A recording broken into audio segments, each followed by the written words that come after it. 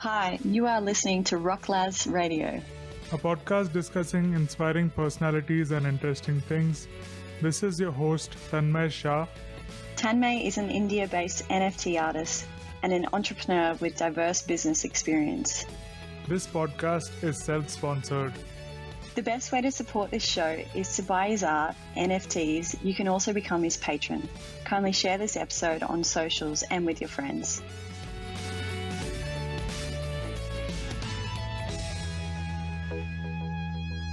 Hello and welcome to another episode of Rocklaz Radio. On today's episode, we have with us Cedric. He is an amazing 3D artist and a music composer. So I'm very excited for this. We had met on my Twitter space, and since the first time, I thought I got to interview him and get to know more about him. So we have Cedric Fangeat. How do you pronounce that last name? Yeah, I pronounce it Fangeat in French. Fonja. Yeah, Fangeat. Cedric Fonja. Fonja. Yeah, it's good. Okay, let's do it again then. No, don't worry. Okay. All right. So Cedric Fonja is a 3D artist and a music composer who worked on series of major projects, Adidas, World Expo, and so on, before deciding to dedicate his full time to NFT art. Since he has made many one-of-ones and worked on many collaborations, his work can be found on NFT platforms such as Marketplace, Foundation, Known Origin, and so on. I'll attach all the links in the description for you all to see. And now let's hear from him live. This is how he looks. This is how he sounds. Hello, Tanmay. I say that because when you see us on Twitter Spaces, we have a PFP. So this is how is Cedric. So Cedric, welcome to Rocklaz Radio. My PFP is with trees, but you see, I'm not so far because I've got these long dreadlocks here, so I'm not far from having these trees growing from my head here. Thank you so much, Tanmay, for having me as a feature artist today on your podcast. I'm really honored.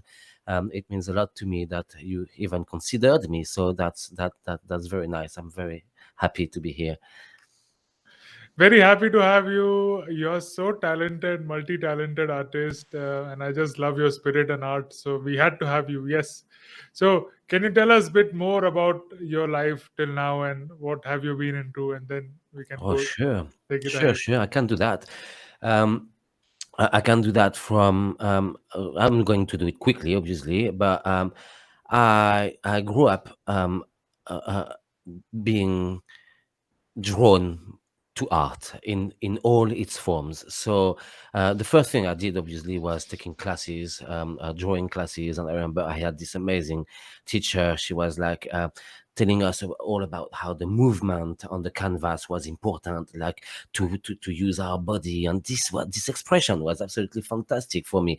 She was taking us to famous painters places, and we were painting in their styles, in their garden, or this type of thing. It was fantastic, and I was 7, 8, and then I studied history of art and art in France, and archaeology also. But university was not really like my area of expertise. I love learning, but I don't like being tested on my knowledge. So I didn't graduate it. No, yeah, it's true. Yeah, it's funny, but it's something like this from my personality.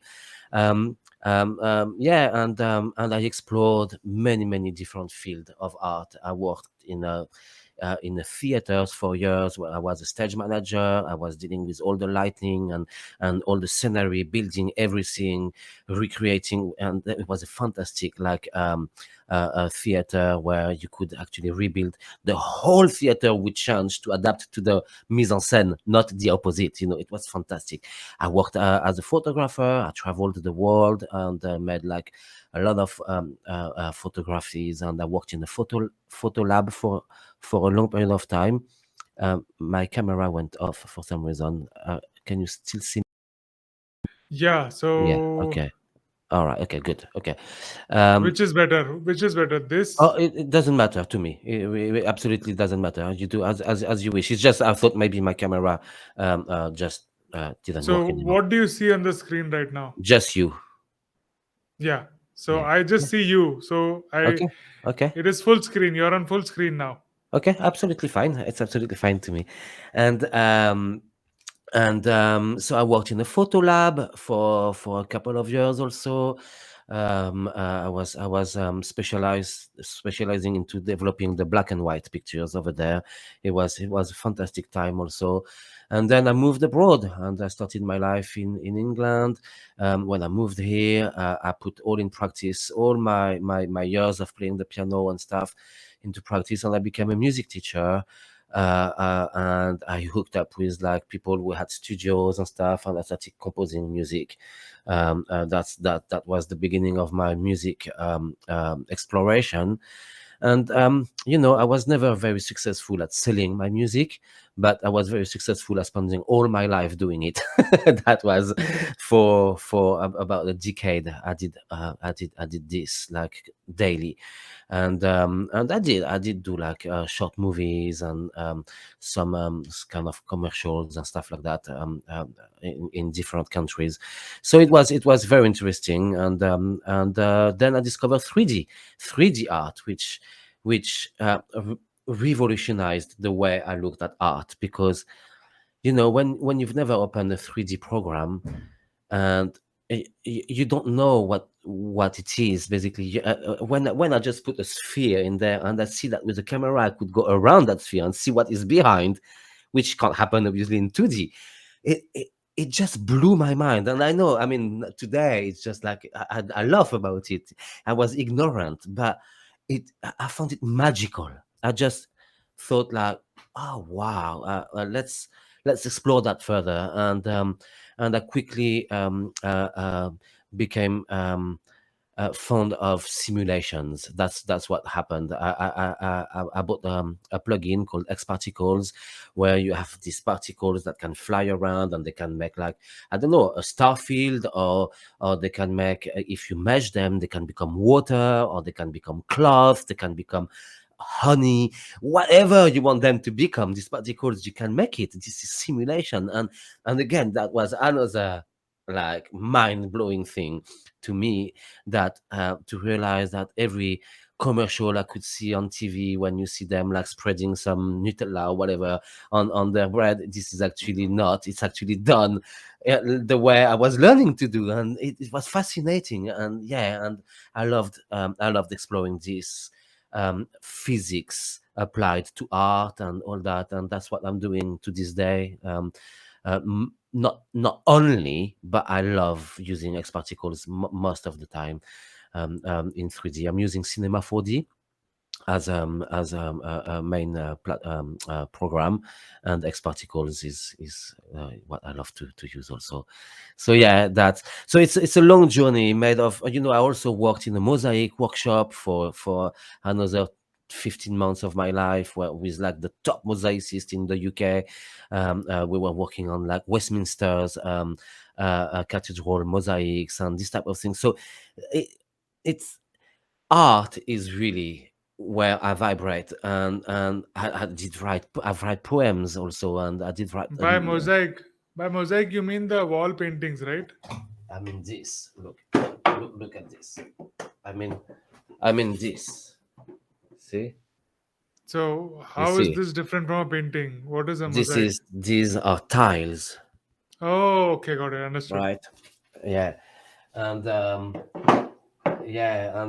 yeah. So when you see like the mosaics on the walls in Westminster Cathedral, let's say, this is it. So yeah, another art form again. I was not a mosaicist, right? I'm not a mosaicist, but again, each time I found a small job, it was always into something where I could be close to artists, and get richer from their knowledge by just looking at them. Observing is the quality of artists, right? If you know how to observe, you feel yourself from new knowledge and new. I always say, be curious, and that's how it is. Anyway, I diverge, but yeah. That is amazing. That's such a diverse life experience and all into art. So music, working in theaters. photograph. Yeah. Teaching, photograph, mosaics. That's a wide range of experience you had. So, how long have you been doing 3D for? So I did 3D. I discovered 3D. I started with like 2.5D. I started with After Effects about 8 years ago, 8 years ago, something like this. I did all the tutorials I could find. I was doing this, it started like this, reproducing what other people were showing you how to do. And then I started to mix tutorials together in order to get to a different stage. And then I started to make my own tutorials because I was just like, all right, okay. But yes, quite quickly after Effects, I went into Cinema 4D. So it's about 7 years, something like this. I'm not exactly sure the time frame, but something like this. Yeah. In your link tree, there was no link of the YouTube. So, I do add your link of YouTube over there. No, you can. There is most of my YouTube are tutorials. There is a bit of my music also in the recent my latest pieces. I just showed the process of how I compose and how it works in Cubase. So yeah, yeah. Sure, we can share that. I can share my YouTube, and the tutorials are quite popular because they touch an area which is Cycles 4D, which is like there is almost no tutorial for it, and X Particles is still a fairly new thing for many people. So yeah, We it's have that in Blender. I'm using yes. Blender. Have you ever used Blender? So I don't use Blender, but basically what I'm doing is I'm using all the tools that there is in Blender in third party into Cinema 4D because this is the same company, right? Insidium is X Particles is Blender, right? It is Cycle 4D is Blender. Cycles, you use cycles in Blender, right? So this is, but I use them within Cinema 4D, so the paid version of it. Mm, yeah. So, where were you born and raised in France? Yeah, I was born in the suburb, in Paris suburb, and but I lived in the countryside for 18 years of my life, like in a really tiny village in maybe 100 kilometers southeast of Paris, near a place called Fontainebleau, which is an amazing place where you have like one of the biggest European forests over there, and with like amazing climbing rocks where people come from all over Europe to climb and stuff. There is a beautiful castle, so it's a very nice area where they're not far from Champagne, not far from where they make the brie, all that stuff. So yeah, but Did you have the amazing place to grow up? So, was your family also into art? How did you get the my art inspiration? my my mom is she's a very talented painter, but she does it as a hobby. She doesn't do it like and she doesn't do it very much anymore, but she does amazing thing. Let me show you one other thing. This is actually me. I have here painted by her. Look at that. Wow.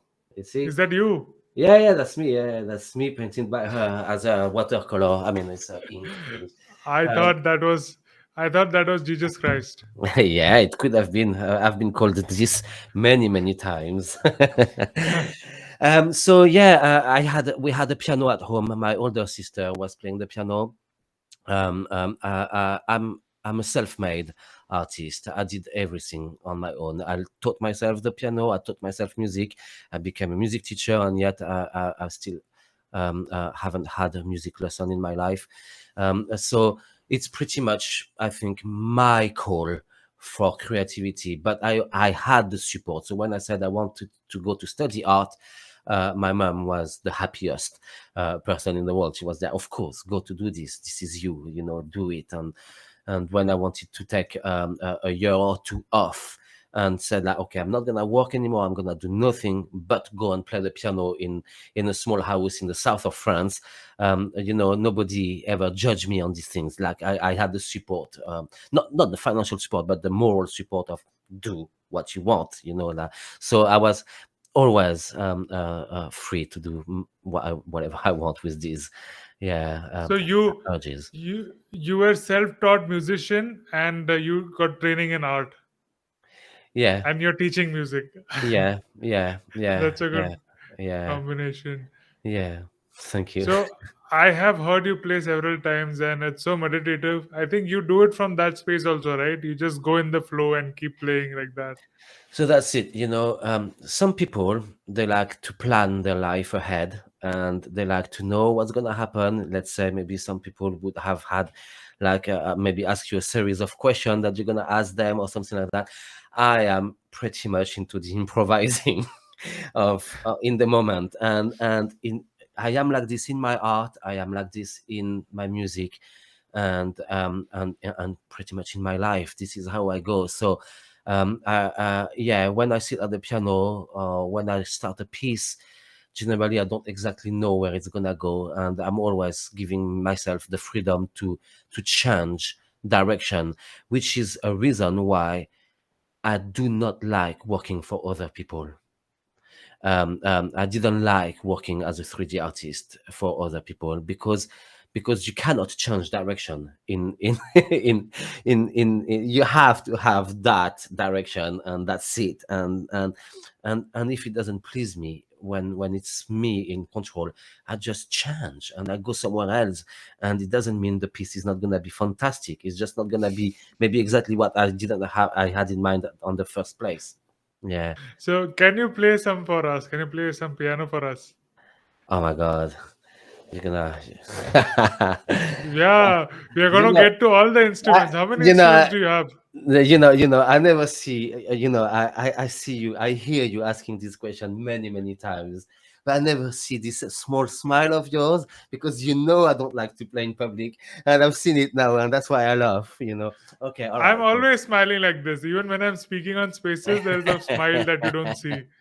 That's why I put a PFP that smiles. all right, okay, let me try to play. I'm not gonna play long. It's not gonna be a song. It's gonna be like probably like few notes. Let's see if I have a vibe for it. That's it. It's pretty much about what vibe I'm having in the day.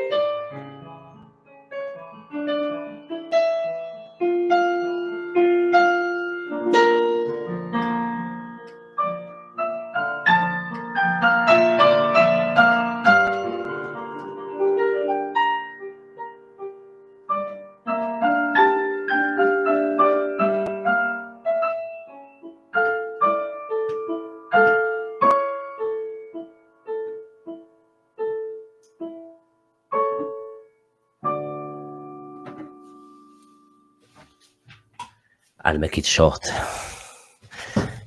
Thank you. Yay! Thank you.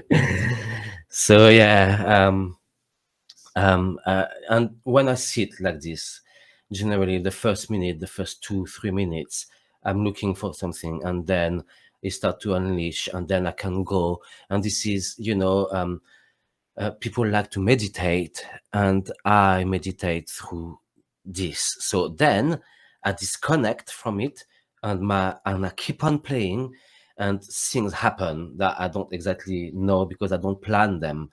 When I compose, I pretty much do the same, but I record and then I revisit and then I take ideas and I cut and paste and reorganize and orchestra, put the orchestra behind. But that's the way I go. So now this is me being very cold.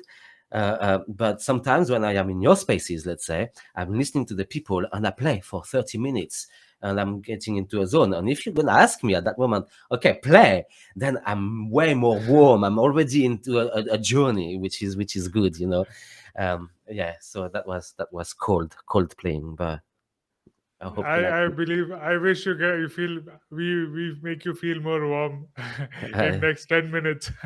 No, yeah, don't Uh, worry. Don't worry. No, no, no, no, don't worry. No, I'm still warm. I'm happy. I'm not a performer. That's not what I'm uh, doing. Yeah. that's the first time play you played for in public, right?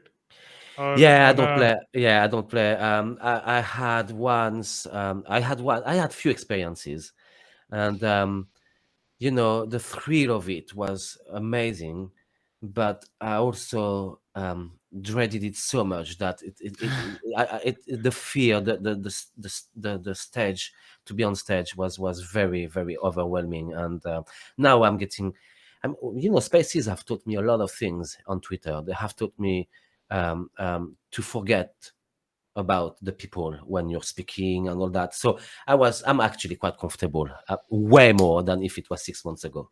But yeah, it's kind of the That's first time great. for me. Very happy for you. Yeah. So we broke the cherry on you playing online on a call like that. Is it? I think this is the first time for you. Yeah, when you did it, yeah, yeah, yeah, On a call like this, you're playing for the first yeah, time, yeah, yeah, right? yeah. It's For the the first time. audience. It's the first time. Yeah, yeah. It's definitely the first time I do that like that in a call, and yeah, yeah, yeah. It's the first So time. I have a question about learning piano. You played it so beautifully. When you're teaching this to yourself, were you listening to other records? Because that time YouTube was not there. So how did you play or learn? So it's an interesting question. I've always listened to orchestral music. I'm very old fashioned in this thing. I love orchestral music. This is what I listen, and jazz. So yes, I do listen to a lot of piano music, I never get tired about it. But not only piano. Contemporary music is my thing, but I did teach myself how to read the music. I needed to, even though it was a struggle. I was counting the lines and things, and okay, so that should be a G, that should be an A, all right, okay, and then you do it more and more, and then then you learn, and then when you start to learn, it's a little bit like for X particles. When you start to learn a little bit, the music system is fascinating because it's like it is a system, and it holds. Imagine a world that is complete, that is whole, and there is almost no flaws into it. It's very mathematical in many ways, and I'm not like very good in math, but the fact that I like logic, and the fact that it is very logical. You can look at it on an intellectual way and think like, oh my god, that it's fascinating. It really is fascinating when you get into it. The theory of music is absolutely beautiful. It's absolutely fantastic. So yeah. I was watching a video last week. I was just doing a search on what is the difference between Hindustani classical and Carnatic music. That is basically two streams of music in India, north in the north and the south. So my mother is a Visharad. That's like a graduate in music. So she plays with the Hindustani style, but the Carnatic, the southern was so different. So I wanted to search what is the difference and what are its components and what is the system there. So definitely this week I'm going to be searching what is the difference between the Eastern and Western, like the European music and the nodes in it, or what is the system there. Oh, there is many. It's yeah, there is many. You don't in Indian music is very different. The way you look at the scales, but the way you look at the beats is absolutely mind blowing. You've got like long musical phrase of sometimes like 18 or 19 beats. Like you don't mind being like out of the box of the 4/4. 1, 2, 3, 4. You don't do that much. I was in India for 6 months of my life, and Oh, yeah, I did learn like few scales, and I think this is probably what you heard me play. But this is where were you in India? I traveled in between actually in between Nepal and North India. I was for 6 months in this Himalayas. region. So Varanasi, Rishikesh, Agra. These are the main places where I went in India. But I spent also a lot of time up in the Himalayas in Nepal. But that scale.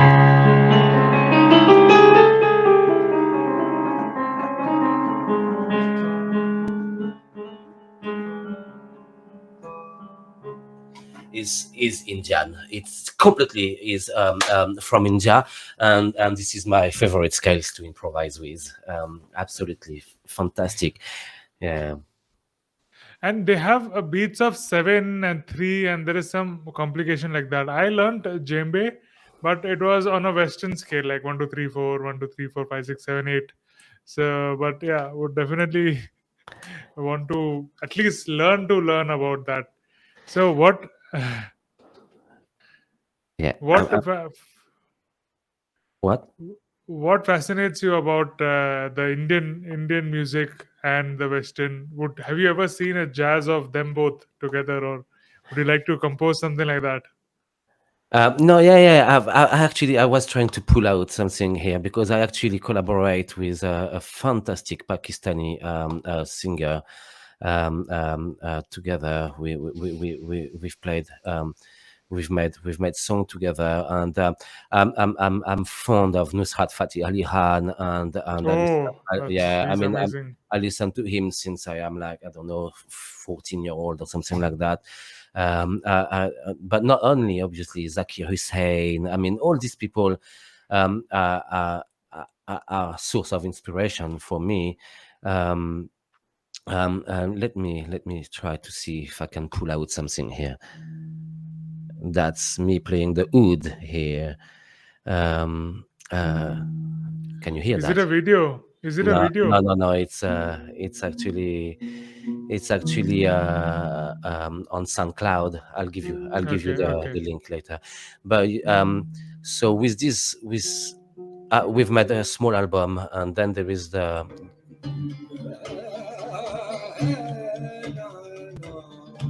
So,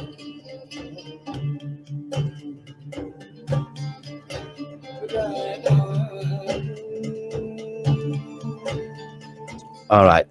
So this is the type of things that I used to compose and to play with several other musicians. But this is my music, and then they come and they feature. And this singer was amazing. Unfortunately, he passed now, and that was a very sad moment. But he called Sadiq Sanwal, Hmm.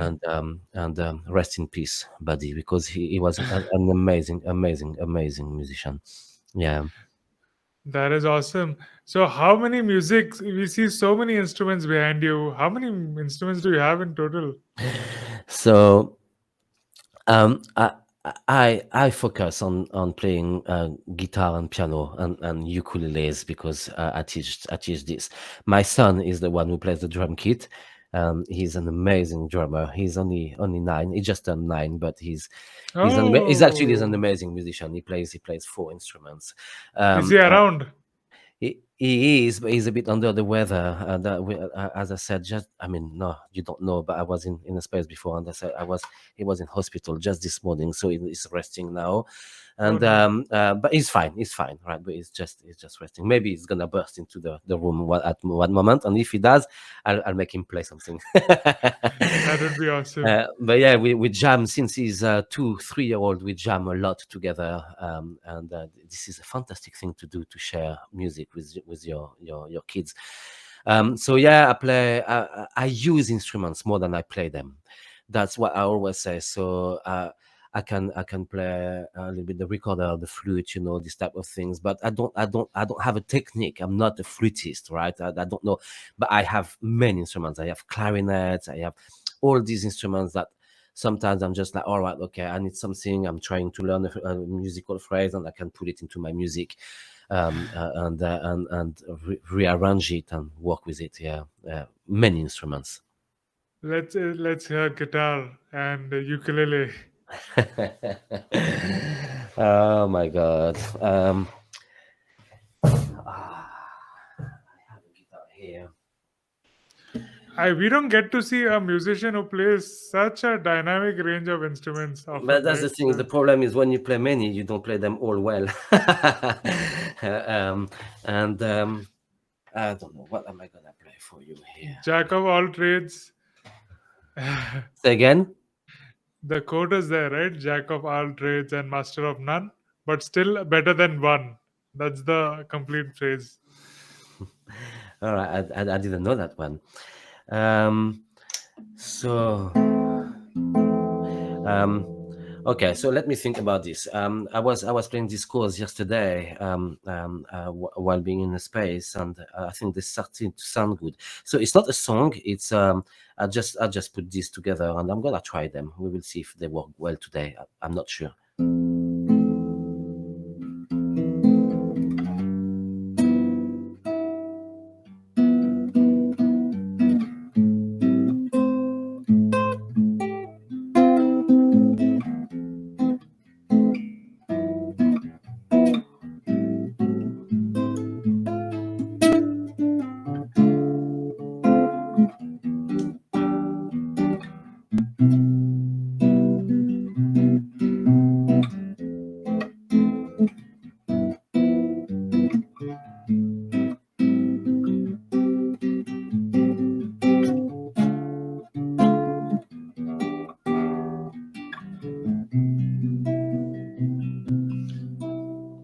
So yeah, so this is completely new for me. As I said, these chords were new chords for me, and I actually like them. They sound good. I would just need to find the way to play them. Maybe I should play them maybe more in.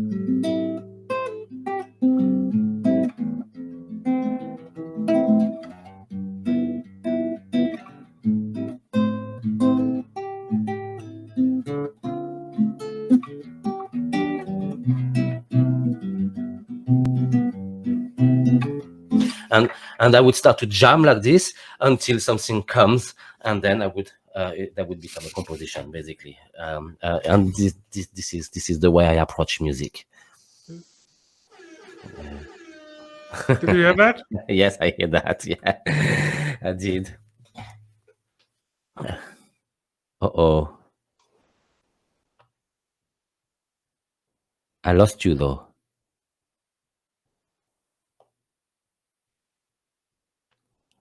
I lost you, Tanmay.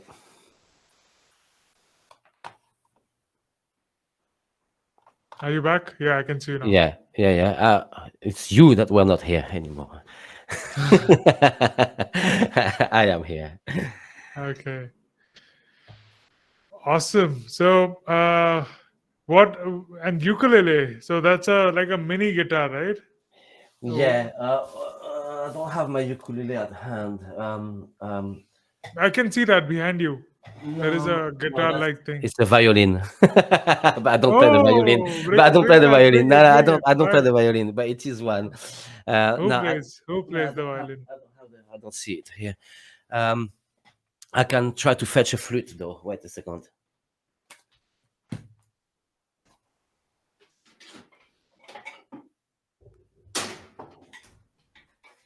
All right. Okay. So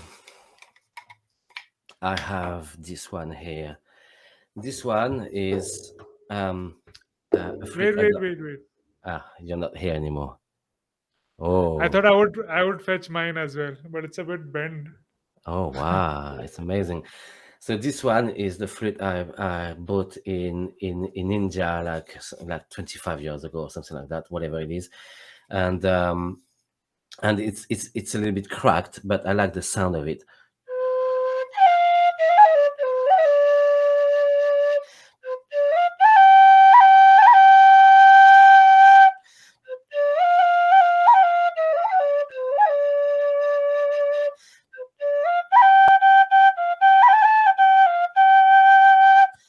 I quite like this one, but this one also sounds quite good.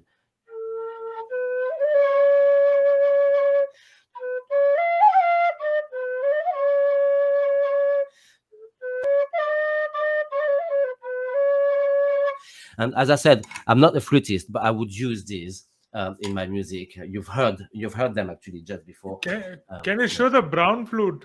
I Yes, that didn't have a that looked a bit different. Where is the yes, place where you blow it from? Oh, yeah. It's it's a not. very different tip. Yeah. Yeah. It's very different. I forgot where I got this one from, actually.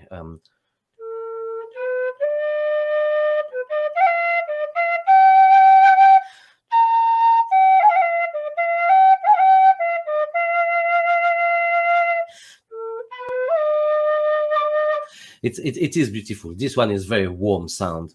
Yeah, I'm fond of these instruments. The eldest instrument that we have found in archaeology is a flute. Oh, It is 45,000 years old. It was carved into the bone of a bird, a bird, whatever, I think, whatever bone they found, and it's tiny. But when they reproduce it, they can play the American anthem on it. So it wow. already had the pentatonic, the five sound that are used in the. It's quite mind blowing. Yeah, yeah. I mean, it really really amazed me. Like if you can do some research on that, you'll be stunned. Anyway, Where did they find it? you can see that on if you type like oldest flute ever Yeah. found, you will see that. Oldest music instrument. That is Yeah, yeah. awesome. Because like drums were obviously there prior to that, but they're made of wood very often and skin, so they didn't go through time as much as a bone would have, and fossilized like this. So yeah, that's probably the reason why we have that flute. But it's 45,000 years ago, you know. 45,000. That's Yes, crazy. yeah, yeah. Mm, Crazy. yeah, it's crazy. Are you sure it's not 4,500? No, no, no, no, no, no, no, no. It's 45. It's completely documented and stuff. It's absolutely Okay. fascinating because they reproduced it, to be able to play it because it's cracked into the original. So yeah, I will fetch the That's the article. that's amazing. I mean, that's mind blowing. That's so old. 45,000 is crazy. Yeah, So, actually 60,000 years old. The oldest musical instrument in the world, 60,000 years old Neanderthal flute, is a treasure of global significance. So yeah, I recommend you to have a look at this. It's actually 60, not even 45. oh my God. So, what other instruments are you planning to play next? Next today, Yeah, or next in my life. No, both ways. no, I'm not planning on playing any instruments anymore. I think, I don't know. I'm not a good drummer. There is I have a cajon here. This one. I don't know if you know that instrument. I know, Kahan. Yeah, it's amazing. But again, this is my son's. It's not mine, and I don't know how to play this. But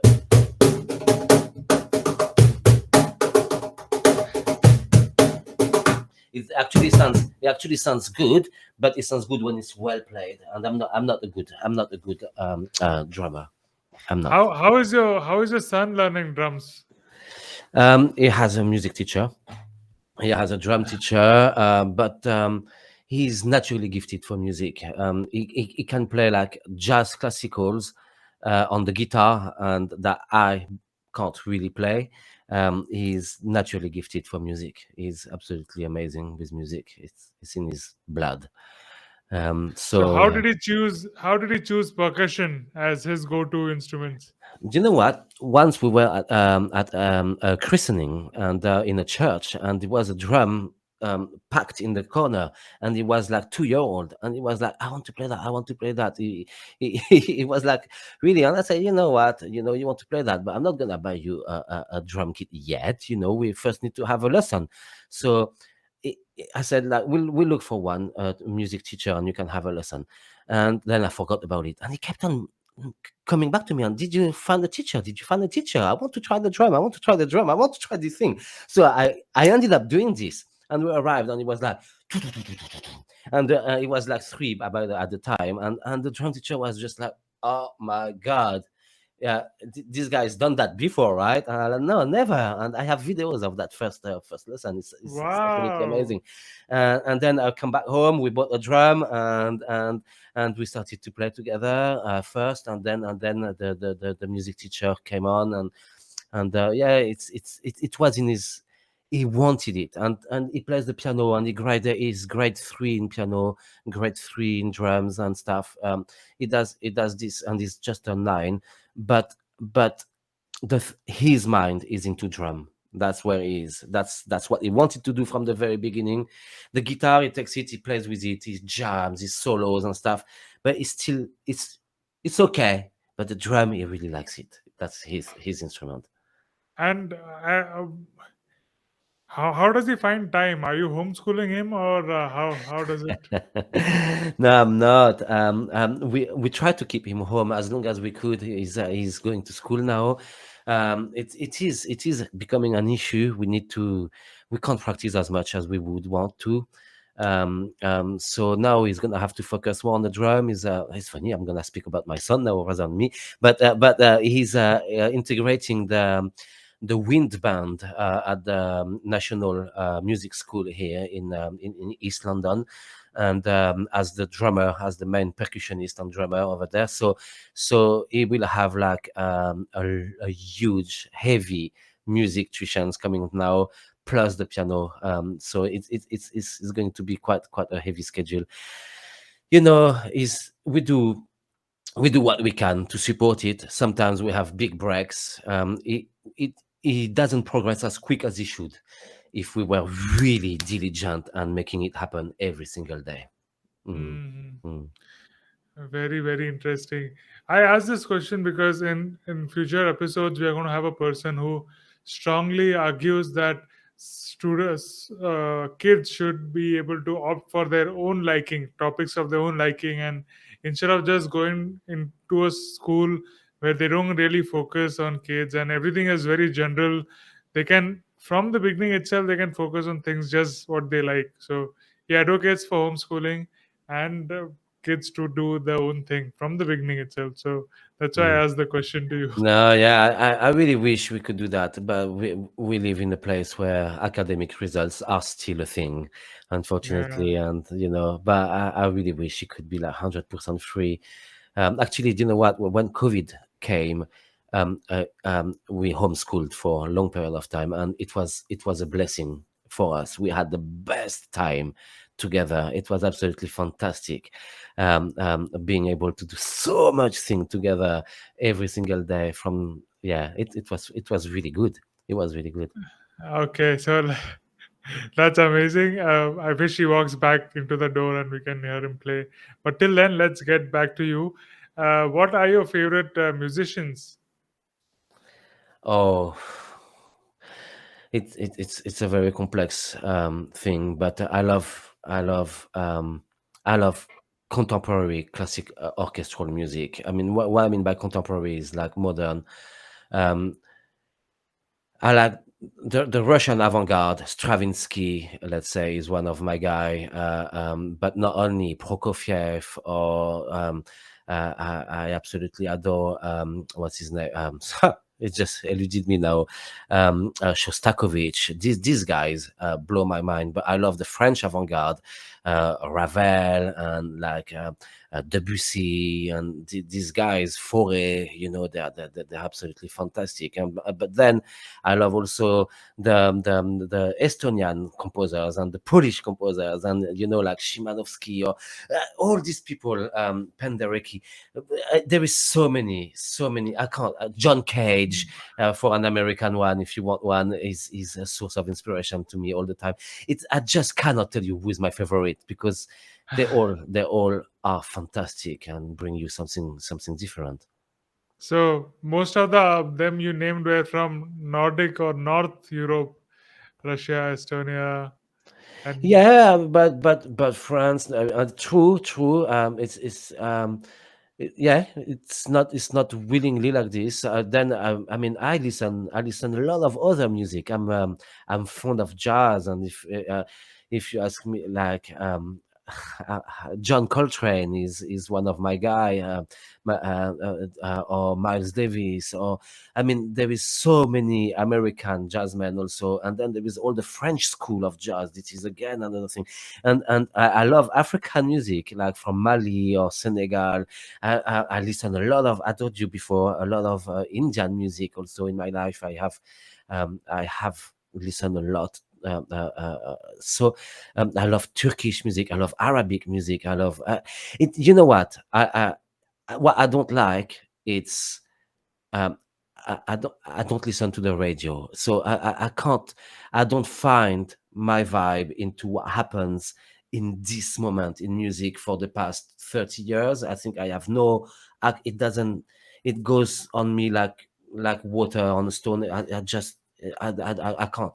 I, I just don't like it. I don't like if you and I don't judge it badly, but I'm not into hip hop. I'm not into R&B. I'm not into all that stuff that makes the people move and dance. And I'm not into this. This is not my thing. Um, then I do like some great artists, but it's not my cup of tea. So do you? That's amazing. Everyone has his own taste. Like it's like art, music is also subjective. So that's amazing. Finding. So you go to, of course, internet is there, but before internet, would you just go in stores and try to find the music you like, or how was it? Yeah, my first paycheck went into buying CDs at the time. My friends were like calling me crazy because I would go to buy one and go out with 20 and, and then think about what I'm gonna eat later. So I used to have a huge collection of CDs, which is obviously last century. It doesn't make us younger.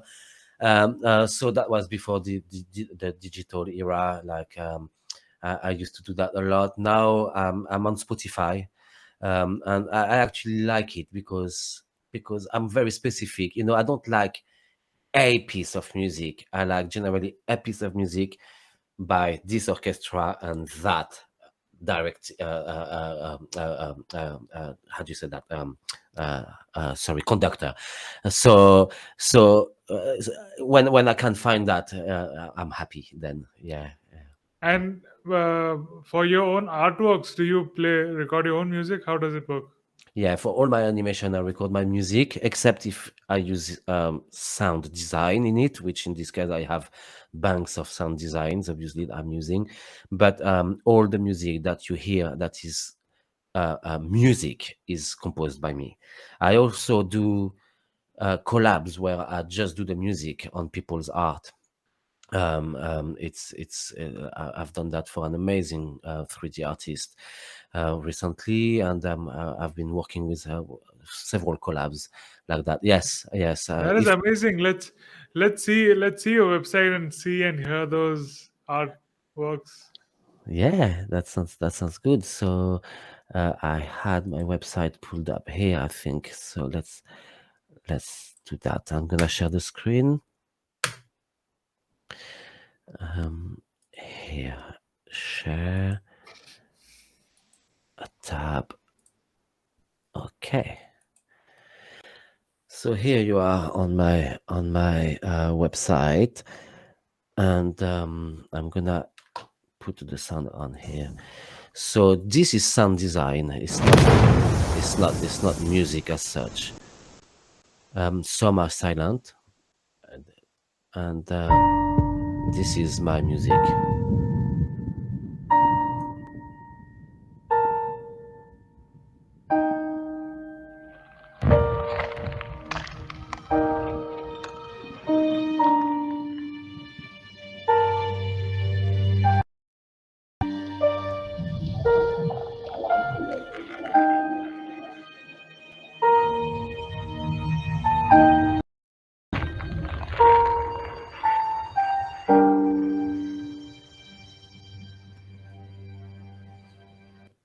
So yeah.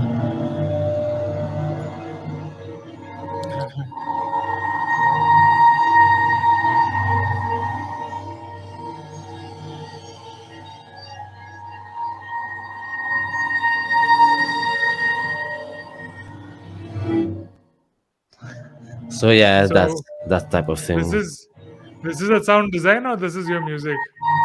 No, this is music. This is music. I use this is all done with string instruments. Yeah. Is that sound design. This one also is quite cool. Let me put it with the sound. Also, again, this is with sorry, let's come back to it. Um, this is all strings.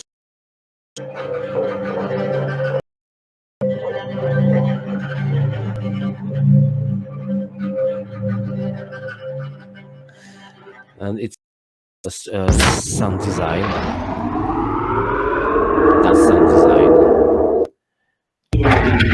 All that is sound design. Yeah. Uh, yeah, that's the I did music for it. This one I do.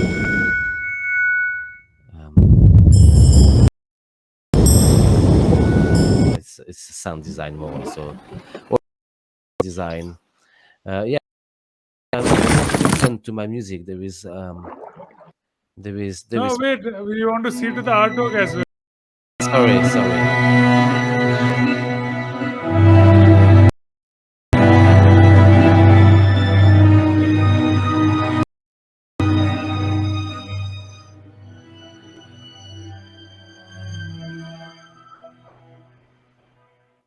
Yeah, Okay.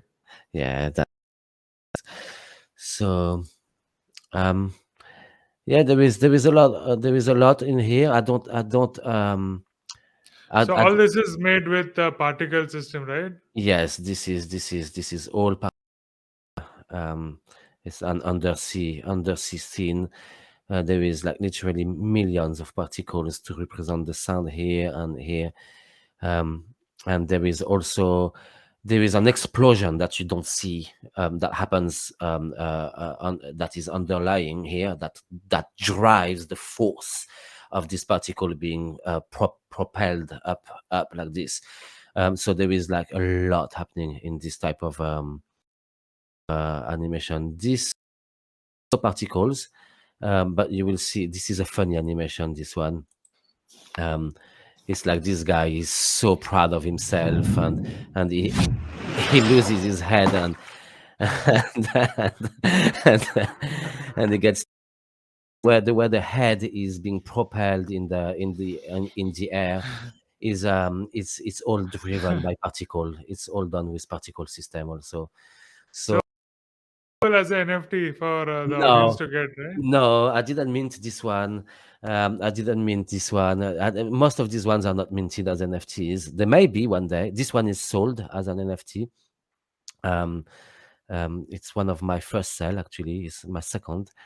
Um, What platform was this on? it's on Foundation? Foundation. It's on my Foundation. Yeah, this one is cool. This is all particles also. Um, you know, like Very gooey. yeah, the escape. It's called the escape. Like all this is made out of particles. You see, all these cloth are driven by particle system, moved by turbulence, and it's very silky, very beautiful. I really love this. I think it's fantastic what you can do. This is particles also. This is good with the sound design. So when you say sound design, what software are you using? I'm still using sorry, sorry, I'm trying to stop the sound. What did I do? I need to come back into it. Sorry, I'm lost. I'm lost. Where is it? Let me stop the sharing for a second. Okay, I have the sound coming and I can't stop it. Sorry. Oh, here. Okay, good. All right. So, sound design. I do everything in Cubase. I use Cubase is my composing, and it's my tool. And I have banks of sounds that I'm using. Some are by the Video Copilot. I don't know if you know Video Copilot. He's Andrew Kramer. He's a guy that does a lot of. He used to do a lot of tutorials for After Effects. He's the guy that works like the special effects for Star Trek or Star Wars and this type of thing. He's huge in the thing, but he also spent like countless hours and years of his life giving free resources as tutorials for After Effects. And then with his company, he put together packs of sound designs of smoke simulations, this type of things. Like so, yeah. I'm using some of these or some from the public domain. You can find like amazing, like the BBC has an amazing resource for free that you can use. This in the public domain. They opened it like they opened the archives like a couple of years ago or some times ago. So yeah, I just look for it, but I never use raw sounds. I always then transform them the way I want them to be, and that's where the design comes. Otherwise, it's just sound. It's not sound design. So you designed them in Quebec, right? In Cubase, yeah, yeah, yeah. Cubase. How Cubase, do you spell that? Cubase. Cubase is one of the leading program for music composing in the industry. There is Pro Tools on Mac, there is Cubase on PC mainly. That's how it works. It's yeah. That is amazing. Are you looking forward to try some AI stuff as well, or what do you think about it? No, I'm not. I'm not looking forward to do it yet. But I'm not regarding it as something that I will never do. However, it's not something that I need to at the moment. I don't need that exploration yet. I respect the people who do it well. Because no, because it can be done amazingly well. I was speaking with someone yesterday. Just showed me a portrait. It was absolutely mind blowing, so amazing. And I see it like this. Tools are tools. You can give a tool to someone and it doesn't know what to do with it, and he's trying to build another tool with it and it doesn't work. And there is some people, artists, you give them a tool and they create art with it. That's it. And art has always evolved in the history of art with technology, and technology has evolved with art. It is going together. The Impressionists were able to paint outdoor because someone decided to create paint into a tube, that you can carry with you and go outside. If nobody had made that technology, it would not happen. So that's how art evolves, and I'm not against it at all, but I'm not looking forward necessarily to apply it to my art. No. So what was that is very interesting. What was the art before the tubes? People were they were using pigments, and they were creating their paint as they were painting. They needed they had That's why you needed a studio. You were painting indoor in your studio, and you had apprentice. You had like people working with you to prepare your paintings and to help you on the way. It was not yeah, it was not like that. And it was in different manners. It could be with oil or with egg or with whatever medium that they would use. So yeah, it was So artisanal. yeah, by Mm. pigments, do you mean like a powder in which you mix the egg or oil, Yes, or so maybe you would get some walnut, let's say, and crush it and get like the brew from it, the brown color from it, or you would, yeah, exactly. That's how it was done, and that's how some of my friends still do. I know people who still do this. They are very purist and they want to create their own paintings, their own paint. Sorry. Um, uh, this is how the people who are reproducing old paintings do. They have to go through this hassle of creating their own pigments and stuff. Mm. how do you make blue color in the traditional style? Because blue is very rare in nature, right? So So you touch on a very interesting subject, lapis lazuli. The stone lapis lazuli is one of the stone that was crushed and used for decades, I mean centuries, in making the blue color that you see in all these Christian paintings, let's say, where the blue is used. It was used to represent the Jesus is often have blue clothes and stuff because it's so pricey to do, and the red was coming from the murène. I forgot what you call that in English, but this is a sea creature, and very rare, very hard. So the red, the blue, and the golds were super rare at the Renaissance time, and that's why they are for the divine. you will see like the Virgin Mary or Jesus and the gods always represented with these colors because they are the most pricey. As simple as that. In in India also we have this festival of color.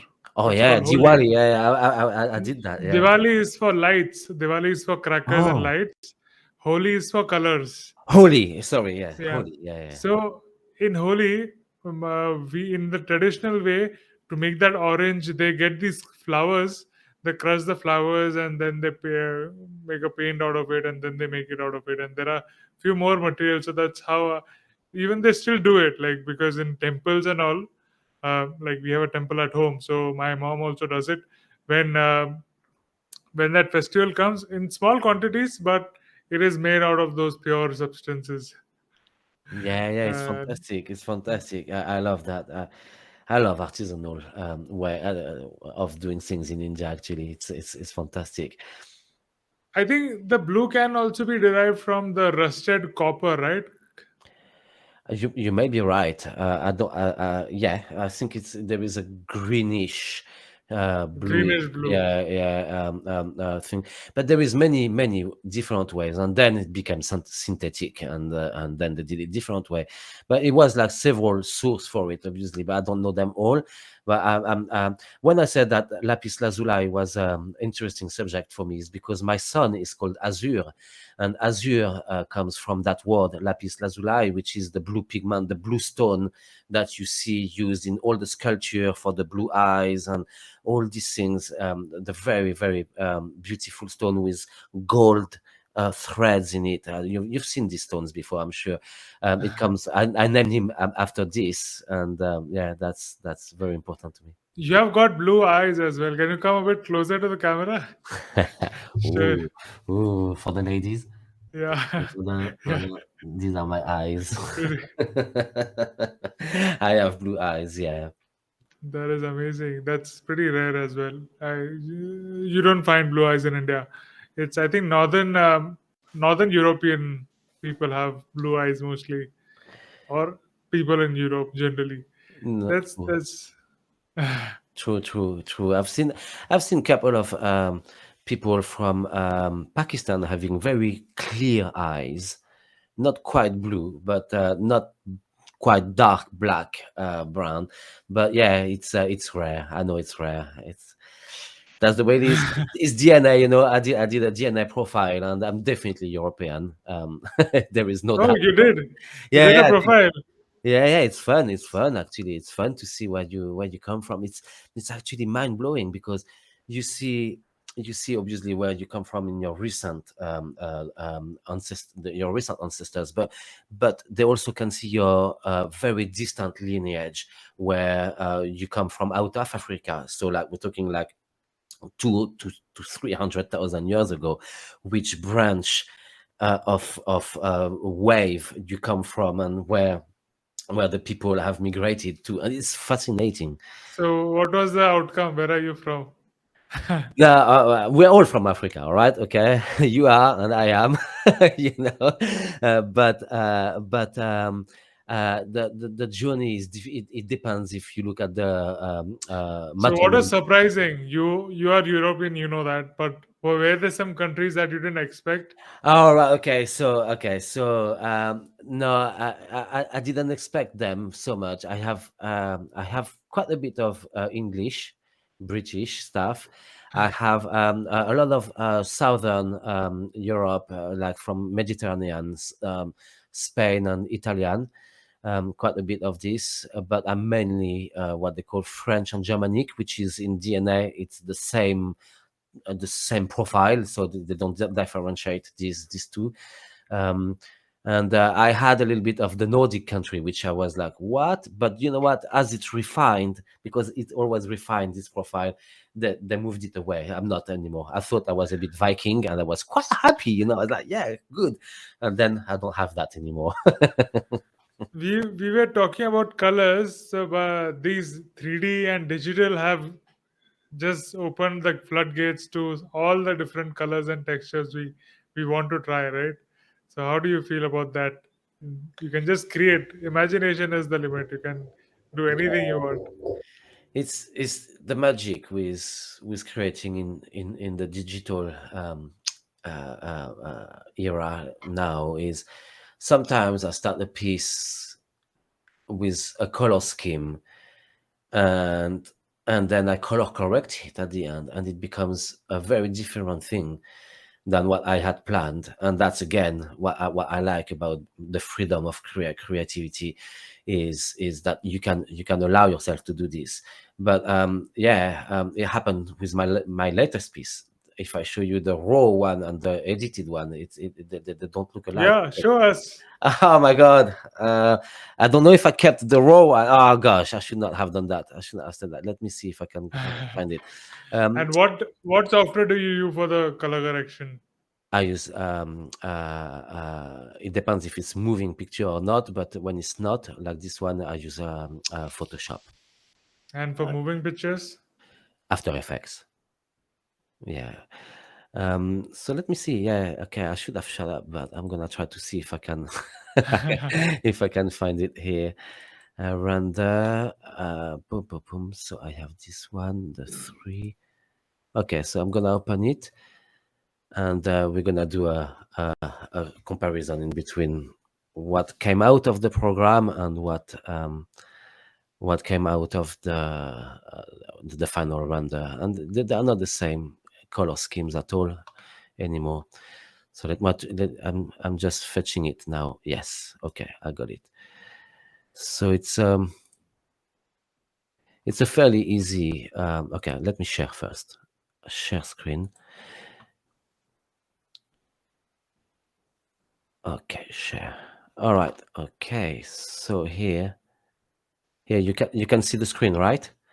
Yes. Yeah. So that image is the raw image that I got out of the 3D software, and it became this.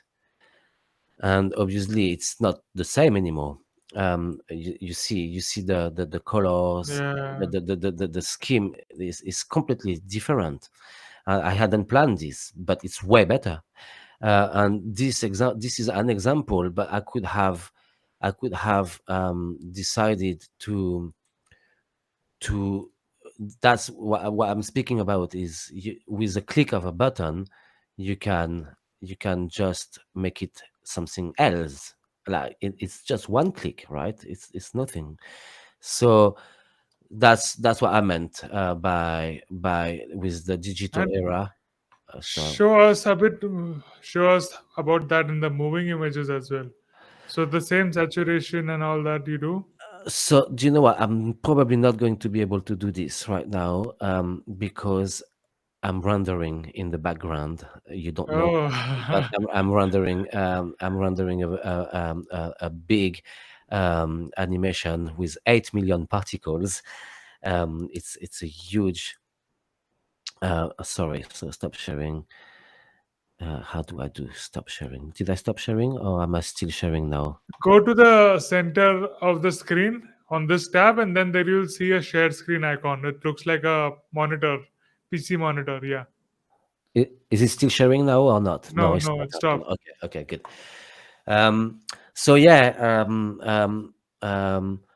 yeah, I'm rendering, so I can't show you any moving No picture now. problem. Yeah, yeah, it would We'll see probably that in your tutorials or sometime there. crash the computer.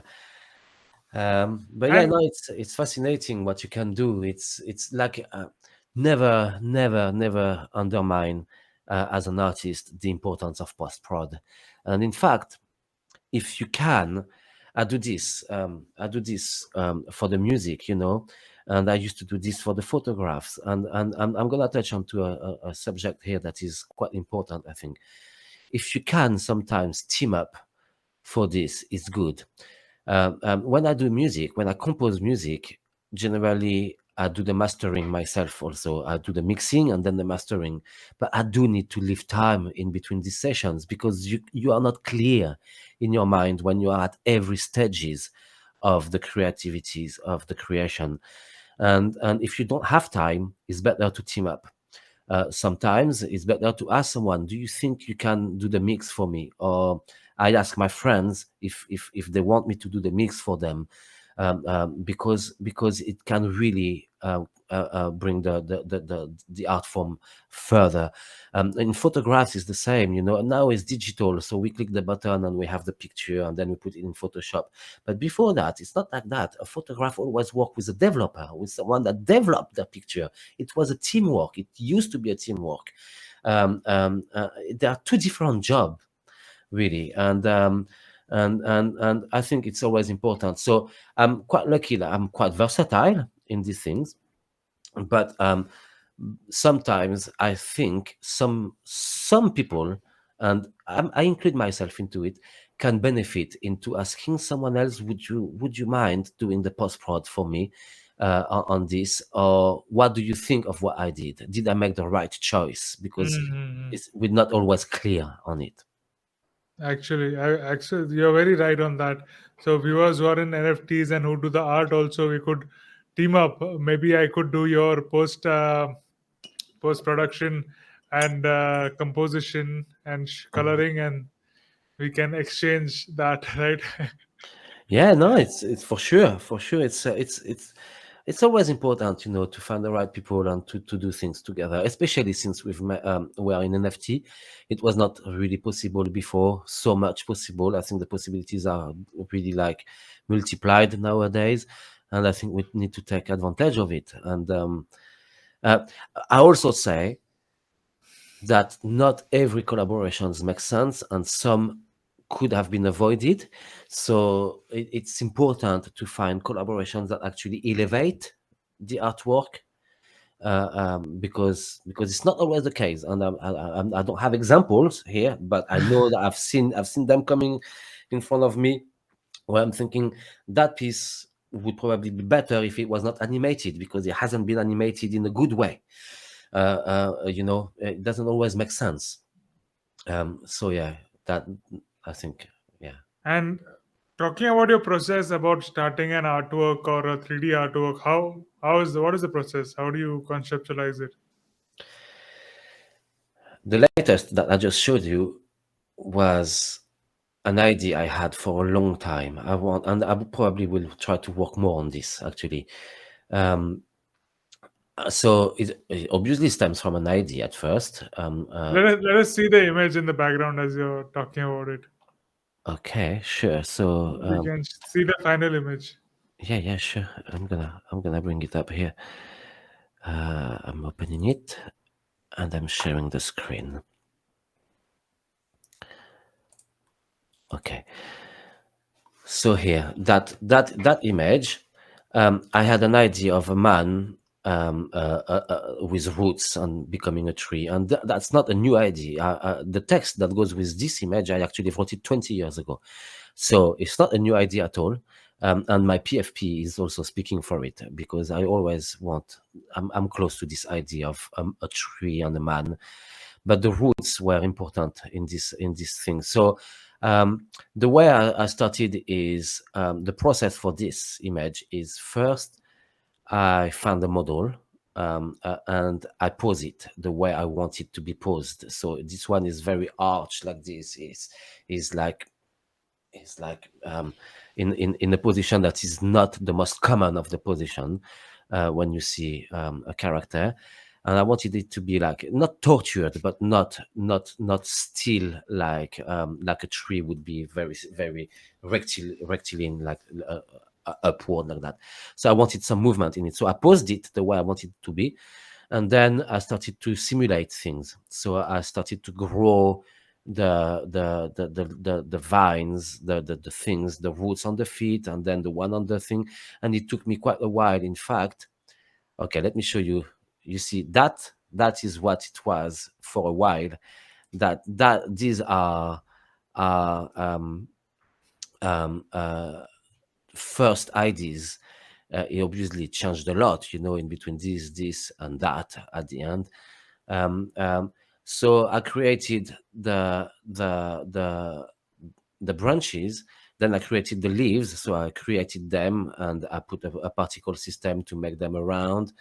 And then I start to compose. Then I create the texture. Then I make it look the way I want it to look. Basically, I bring some more trees in there at the back, that comes. These are the final touches to compose. Mm, yes. Very interesting. So, did you visualize the whole thing at once, or did it come on the way? The trees, or the texture, or No, uh, that piece was hard. That piece, it's funny. I said that like each time I present it at the moment in spaces, I explain this. It's called Birth of a Tree, and it was a painful birth. It was not an easy one. I was mm, in a creative block, and it's funny because um, you actually asked me the question in one of your space about the creative block. yeah, last week? Yes, and I was working on that piece, and it was not coming the way I wanted. And I told you at that moment, the way I deal with creative block is that I persevere. I don't stop. I try more and more and more, and until something clicked one day. And when it clicked, it's like the dam is open and the water is rushing out, and the water is the creativity here, and everything feels it's happening. It's happening the way it should, and that's fantastic when this happens. But sometimes it doesn't happen in the minute where you want. So no, it was I didn't have the whole image in my mind at all. Um, I have, I said, I'm gonna work more on probably some root trees, men, because I So, have other ideas in my mind also. Yeah. roots and trees and men, I think that's a concept close to yourself, because in the starting of this process, in the starting of this podcast, also you mentioned you showed your hair and showed that about the roots and the tree. So that's very interesting. You know, So, it is. It's. I think my love for tree came in India. That's in India. I discovered that I had a passion for trees, and the relation of Indian men with trees are very different from the relation that we have here in Europe. So yeah. what is the difference? Okay, you can stop sharing now if you want. Oh yeah. The difference, Tanmay, I believe, is in in India. People like the trees for the not only, but the way I've seen it is for the shade that it provides them. They like to rest in the shadow of a tree, and we all know that in the spiritualities that came from India, awakening happened while meditating, sitting under a tree, and the relation in between wisdom and tree is very palpable in India. Here, trees is flesh Hmm. to build, to to sell, to it's not the same relation. It's not the same relation at all. We have a very materialistic relation to trees, and I think you have a way more spiritual relation to trees in India, and that's actually the text I had written 20 years ago, or over that, when I came back from India, was about this, and that's what gave birth to that piece here, that very piece that you see before. That is beautiful and profound. That's very interesting. Yes, I see it here. They do so many things, right? Tree is a central, especially the people tree is a concept in my artwork also, because it is so huge. It is one of the most sturdy tree. It saves the environment, and it gives oxygen 24/7. So that's one of them. So I'll share a painting with you later on. It's called Everything is Changing, and people trees in the center and leaves are also there on it. So That's fantastic. these are I'd love to see that. Yeah. Oh, yeah. If we start to speak about trees, I can speak for hours. There are antennas also. They connect us to the sky. They bring. They retain the water in the soil. The trees. I mean, the tree of life. Yeah. I mean, we can speak for hours on trees. uh, The symbolic of trees is huge. yeah, your hair is more like roots than the branches. What do you This. think? Yeah, it looks like roots more than Yeah, branches. yeah. Well, like Indian sadhus, right? Yeah. Yeah. And, like people always ask me if I'm a Rasta, and I always say, I did my dread before I went to India, but I definitely kept them after I was in India. And the meaning of my dreadlocks are is more turned towards the east than towards the west. It's not Jamaica so much as it is India. And So you see, what is I the have process Indian. of? I have Indian cloth on my wall here. All my Yeah, things I can from see. India. I'm close to this. About the dreadlocks, how does that come to be? Is it you don't wash your hair for a year and it becomes like this, or is there a process about it? I made them. They're very long.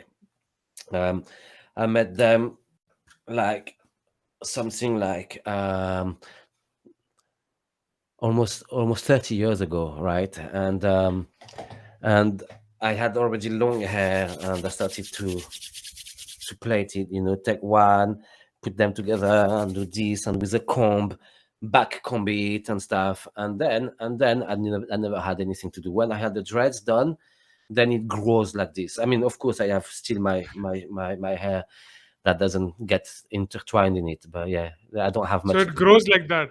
Yeah, it grows like this. Yeah, I need to split them apart. I need to, like it grows like this. Yeah, That's amazing. it's a funny one. About I want to talk and ask you about more on your art studies. You said you studied about art.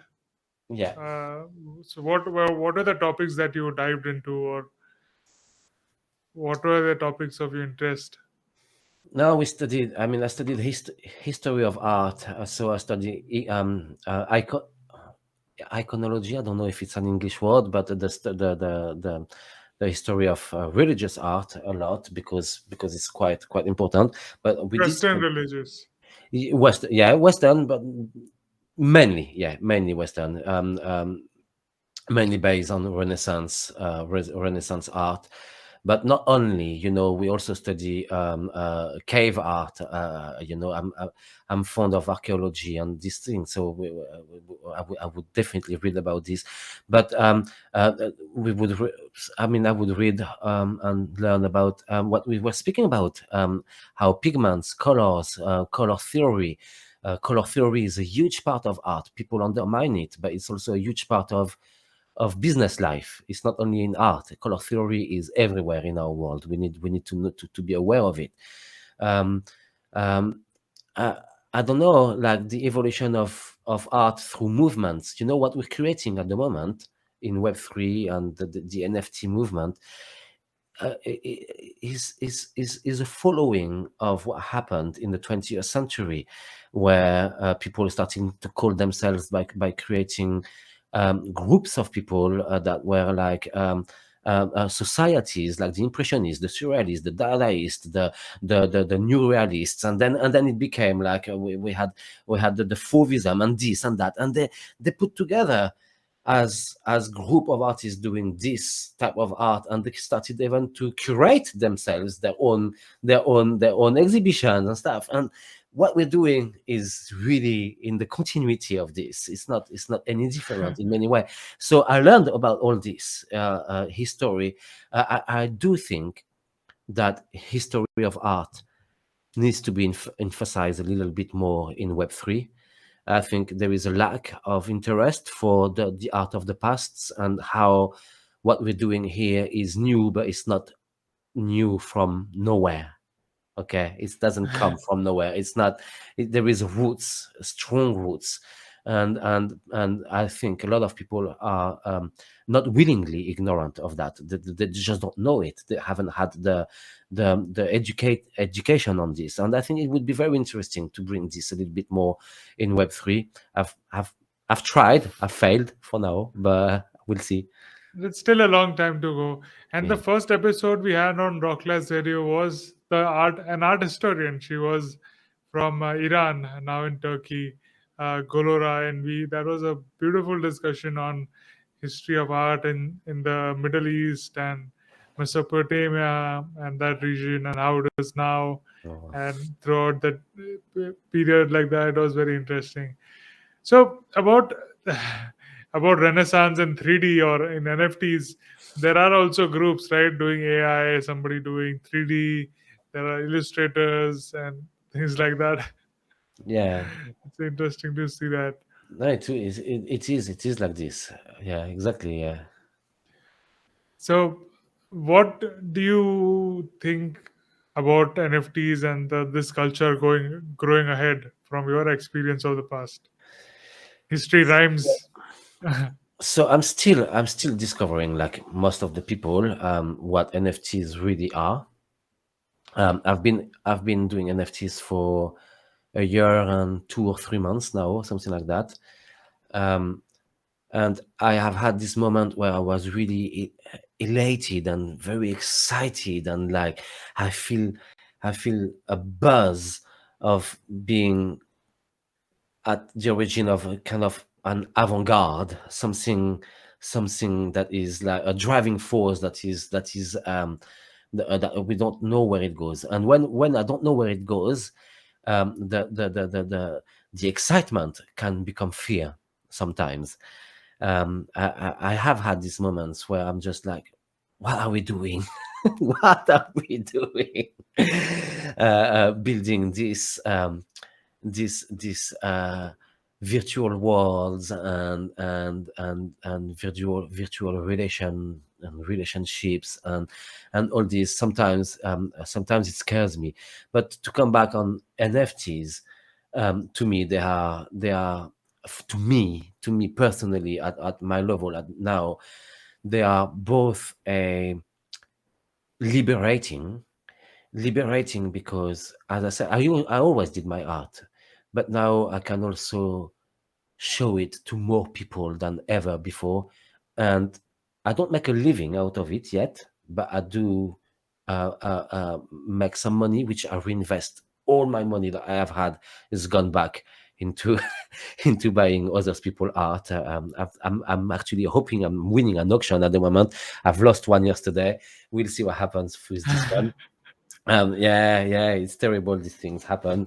You really want that piece, and someone snatch it from you. But so it's liberating in many ways, and I absolutely love it. I really love the fact that I could jump on that train, and be part of this amazing community, which started to reveal itself as being both amazing and also having like the tensions and stuff, which is part of the usual normal life. It's not all beautiful and pink, but it's still an amazing place to be.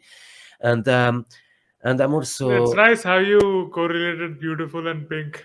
well, it's yeah, So the it's color pink and we, things being rosy, rosy. I think So it's because pink is a bit the innocence. I think, there is a kind of something about in innocent color in a way. But I also about think, yes, sorry. NFTs, I was just mentioning, I'm going to have a drop today. It's a collaboration of 9 artists, so 9 abstract artists with different things that we had done. So every day we used to complete the work and pass it on to the next artist, and it has come out a very beautiful art. So that was 2D.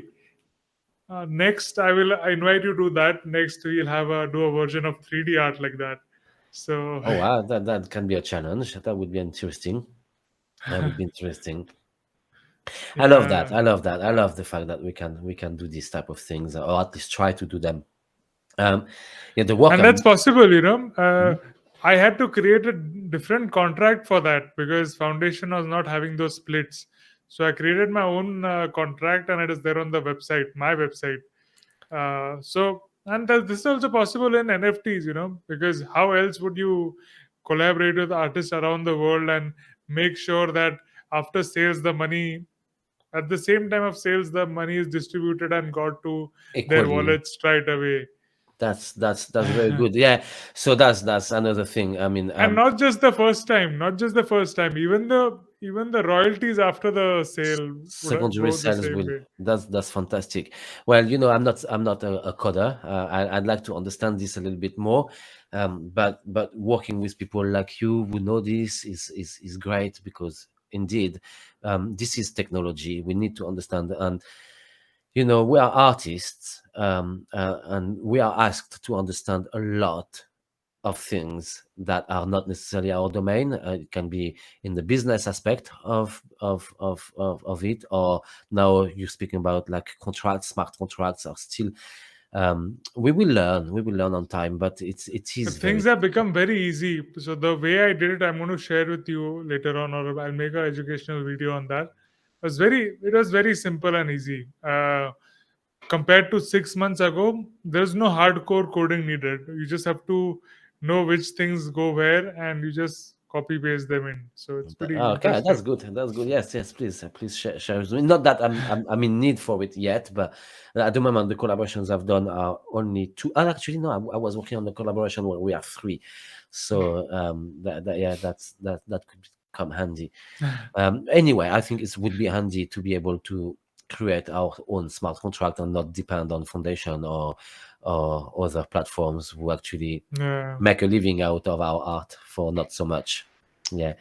About one more thing that I wanted to update you on. Are you aware about NFT London? Yeah, actually, I was looking at it yesterday. Do you know what? It's £1,000 to get into the event. £1,000. It's a lot. It's Go as really a a lot. speaker. Yeah, I need to register. I don't know what I'm gonna say though.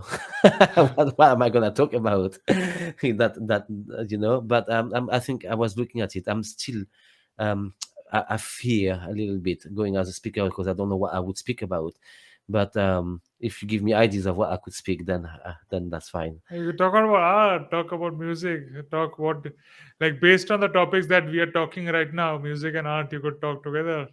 Okay. So I'm gonna apply. I'm gonna apply.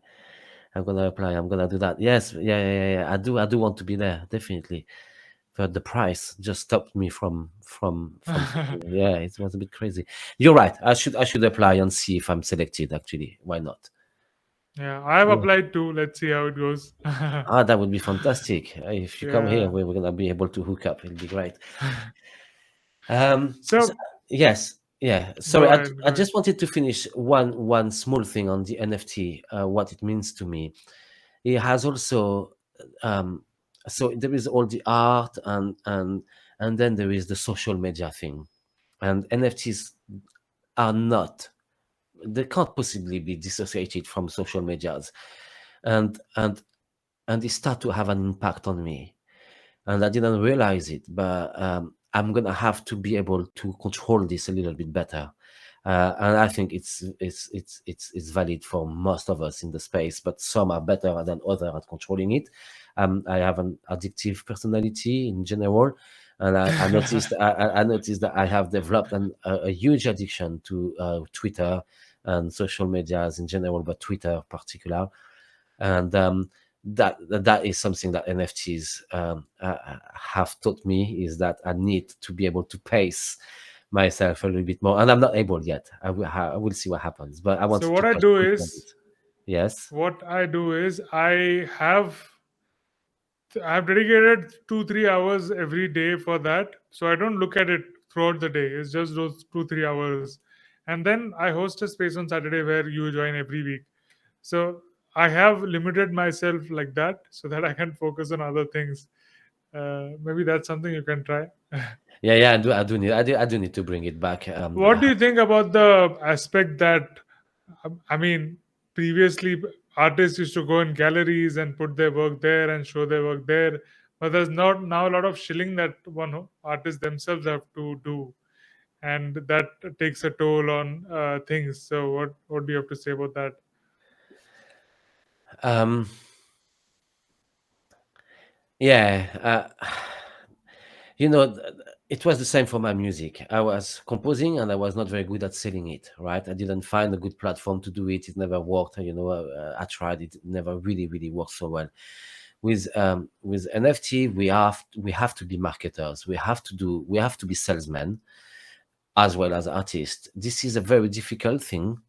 It teaches us a lot of things. I think it's a shame that we have to spend more time selling than actually making art, and this is like, for most of the people that I know in the space, is the way it is. You can make the art, but it's not half of the time that you spend on trying to sell it, and it's not good. But it will change. It will change because we, you, me, people who host spaces, we have a duty here, is to educate collectors to be collectors. and to do the job of collecting by being curious and going to see the people. We don't need to be putting ourselves all the time out there. This is their job to go to look for us, not our job to go to them. And I think once we will manage to have done this, then the space will be beautiful. And I was in a talk yesterday. I've been invited by I'm not going to reveal yet all the names and stuff, but I've to be part of an amazing adventure with this platform that will actually do this, connect collectors and creators in a way that has not yet been done in this space, and that I really think is really needed. So we will see where the space evolve. I think it's needed. It really is needed. Yeah, for better curation and and um, and for collectors to start to do the work of collecting for real, not just saying. Mm. Yeah, but you know what I mean. I don't mean they Not don't just shoe collect. I threads. don't mean they don't collect. Collectors do collect, and it's good they do collect from thread shield and sheet threads and so all that stuff. But I also think in the past, in the real world, a collectors um, finds an artist. It's not the artist that find the collector. That's it. That's how it used to be, and then the relation in between the collectors and the artist used to be very amicable. Generally, it's not. It's never been prior to the internet led by how you look on your PFP, this type of things, because this is a big thing. In the NFT space, it is a huge thing. How collectors decide to collect, not necessarily for the art and all this. There is a huge subject here to be discussed. Yeah. Okay, let's keep that for our spaces. Mm. Let's talk back about the art and the 3D technology. What more things are you planning to do? Okay, let me tell you about my process of how I create those 3D works. So I mean that I have been doing 3D in Blender since a year, but I've always been an artist in 2D, doing paints and acrylic and canvas and all that. So you mentioned watching videos, trying to recreate that, adding in your own flavor, then create merging two videos together and create something else, and then from all the knowledge from all the videos, creating something completely different. So what can an artist do for more ideas on what to create as in the 3D? So But first, you need to be curious and have a look at what has been made around, obviously, but not necessarily only in 3D. In everything, you need to keep your eyes open in around you and look at your surroundings all the time and get inspired by it. But you know, for me, creating is a personal research. At first, I create for myself. It's I'm trying to learn about me when I create. So what's going to come next? I don't really quite know it before I will discover it. But for sure, the curiosity of learning new tools and X particles is one, but they implement it with new updates all the time, and I didn't keep up with the updates. So I know that I have a huge new potential of things to learn that may unleash a whole new creativity aspect of me very soon, and that will be when I will be not in the creative process but in the research process, and then I can apply this knowledge to my art. So I love learning, but by phases. It goes through phases. You learn, you use, you need to learn more, you use, and you advance. mm, And then as you do this, you learn about yourself too, which is good. So I don't know what's gonna be exactly next, but it might implies like eating a lot of new tutorials that have been made by and looking around. Yeah, no, it's true, it's important, but not. I don't know what I do, what I don't do for years and years. I don't reproduce tutorials ever. I just look at them. I just quickly scroll through them even sometimes, just to see what new tools I have missed, and then I open these tools on my computer and I explore them myself. It's more like reading a manual.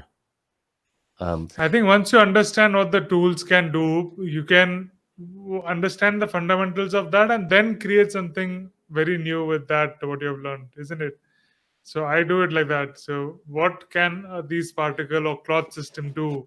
And then think about more ideas. I pull out a pad and list out what all things can I do with that, and then I go ahead with that. So that is something.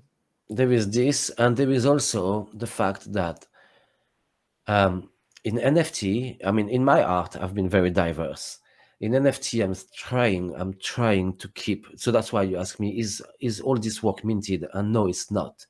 Why it is not is because it is not responding to my art philosophy that I show on my online as an NFT artist, which is what I'm doing is a reflection on identity, the time, our place on the world. You know, all these are my main themes: metamorphosis, like how we evolve in time. All these are my themes that I have minted over the last year.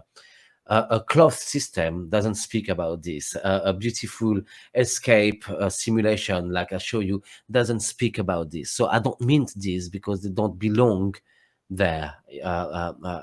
But they do belong to my research as an artist, as developing new techniques and stuff like that. So I may use these techniques to create other things that are still in the same philosophical movement or artistic movement that I'm trying to develop. Yeah. So my just like yours, my art is also very diverse. You might have seen it in the open sea. So I have a concept in mind. Then how do I try to rephrase this, or how do I try to portray this colorfully, and how can I compose this better with what things I've learned? So there is a philosophical concept. There are the tools available, and then I try to mix them up as best as I can. So then, because I had this thought in mind since a long time about the wheel of time, or that things keep changing to good or bad thing, or nothing stays permanent. So I got a technology and I had this thought. So I made this NFT which is called Wheel of Time. Every hour the NFT changes for 24 hours. So each hour, like a clock, the NFT changes. So there are basically 24 NFTs in one. So there I put different colors, different textures, different things into it, and then made something completely new out of that. Wow, that's That's fantastic. Really fantastic. What an idea. And I haven't seen this, but wow, I'm looking forward to see it. It's fantastic. yeah. Let me see if I can pull it out directly. So what gets you most excited about the future? I don't know, Tanmay. I really don't know. It's when I think of the future, sometimes I have a little bit of I told you before, I have a little bit of a fear about what's happening. I'm I'm I'm learning modernity, but I'm not a modern man. No, for real, no, for real. It makes you laugh, but What do you mean by that? it means I do feel a little bit out of sync in many ways, and I know it's weird saying this because I'm using 3D programs and stuff, but you know, I'm doing this because I'm good at it, and because it really, really um, uh, makes me feel good doing it. And I'm better at making 3D than I was at painting physicals. But my heart is into physical paintings. My mind is in physical art. When I collect physical art all the time. I buy physical art for my home. Um, uh, um, um, uh, I'm pretty much uh, that person that likes what was before. And even though I embrace the day to day, like how it happens, how we can do things with Procreate, and it's fantastic, and I'm okay to go that way. But this is me adapting. This is an adaptation. This is not innate.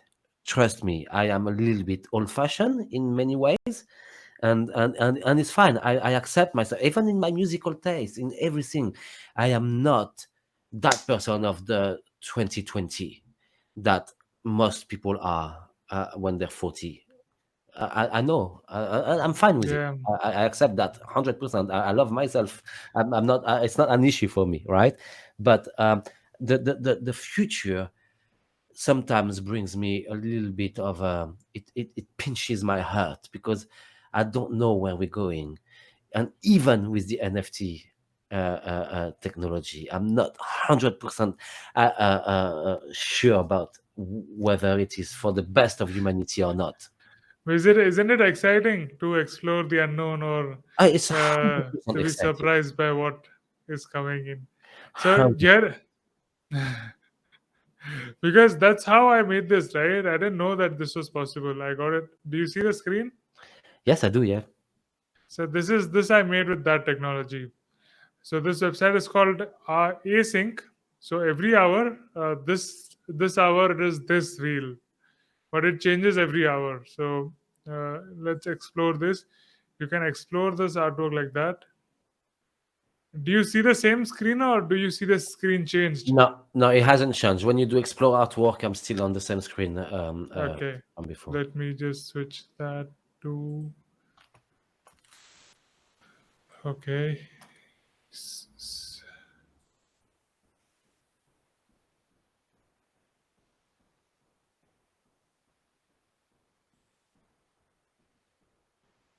Yeah. So do you see the Oh yes, I see it. Yeah, it's different now. Yes, yeah. So there are 24 of them. Each hour there'll be a different NFT.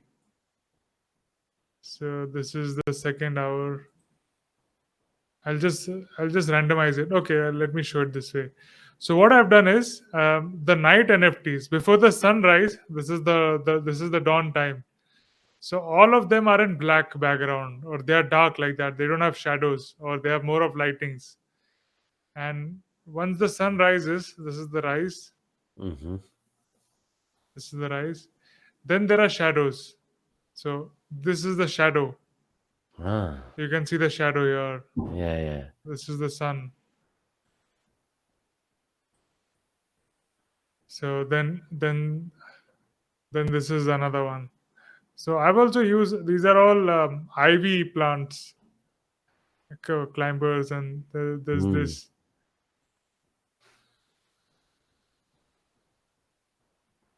So I have also used Mona Lisa in this.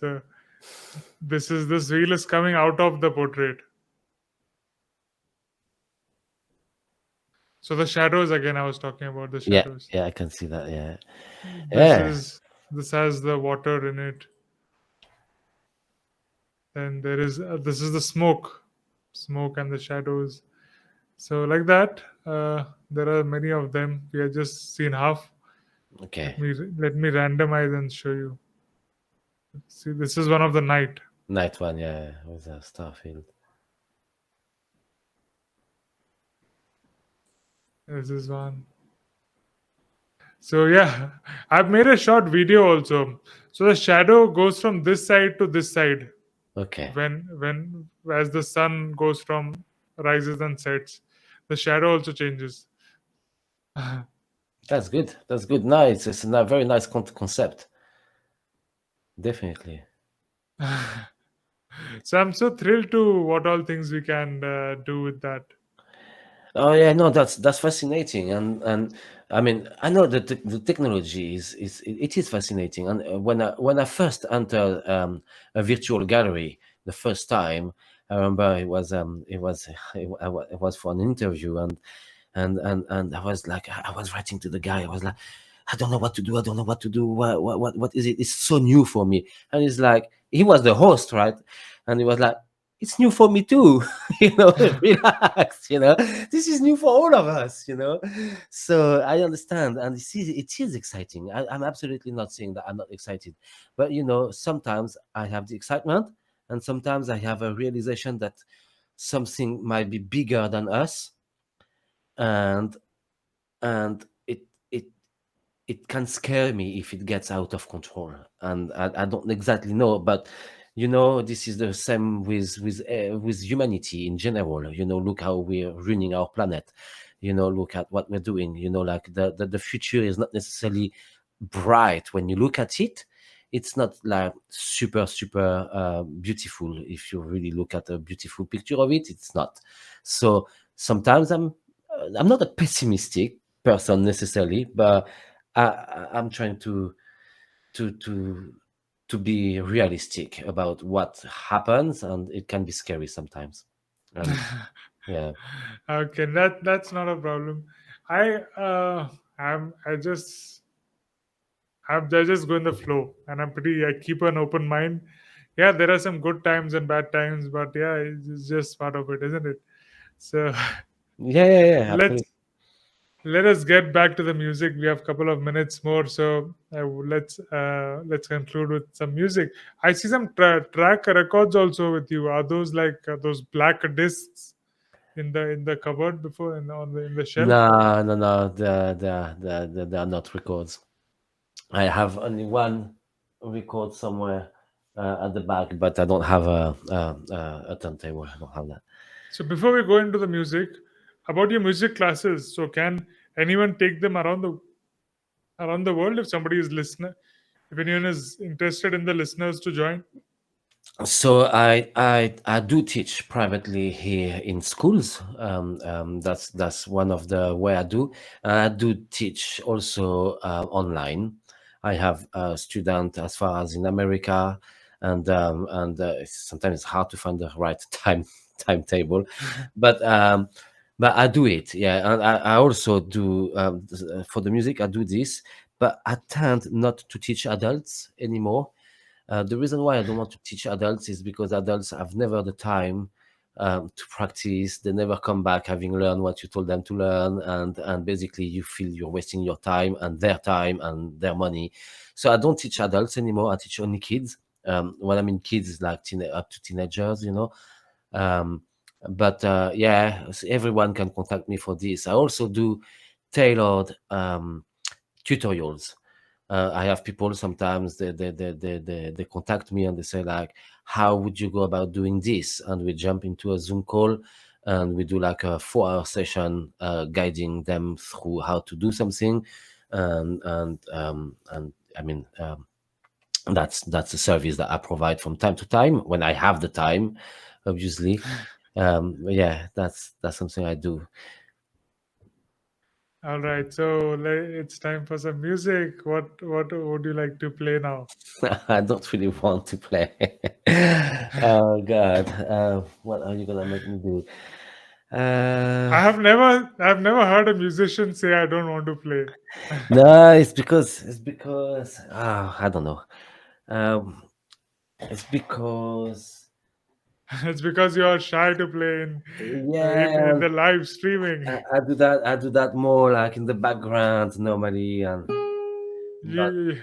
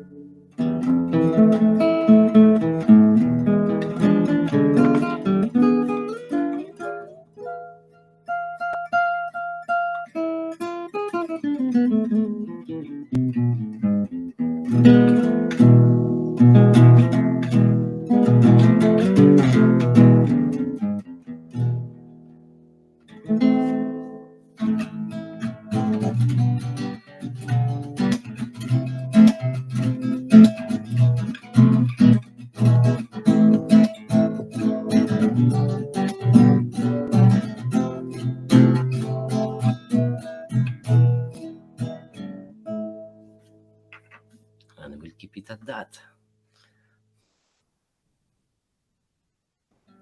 Are you still here? Hello, Tanmay. Uh-oh.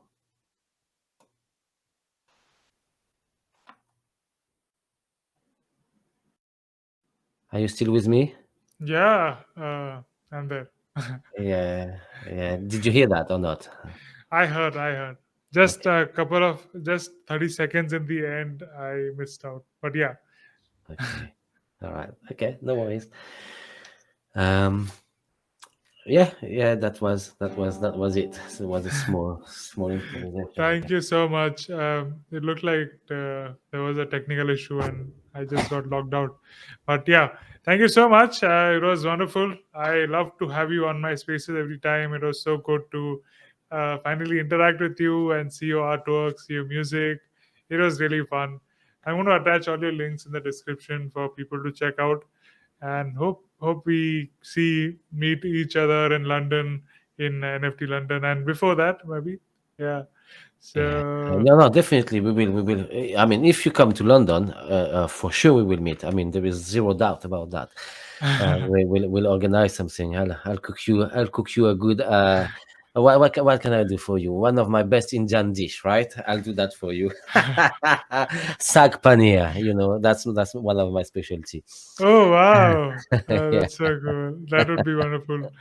So I hope you have a great week ahead. Have a great weekend. So to conclude, any what words would you like to share with the audience, or any share? With you, I want to thank you very much for having me here. That was really really good. You know, it's very very nice to actually get to meet you. And it feels a bit more personal. You know, I like that. And I like one-on-one contacts also. It's something that I like. So discover a bit more about you. You discover more about me. So thank you so much for the invitation to this fantastic in-depth interview and conversation. And no, I appreciate very much. And for all the people, well, I love you, and I'll see you soon in some spaces or somewhere else. And yeah, that's it. Thank you so much. Okay. So I'm going to stop recording now. Just wait for it uploads. Okay. Okay.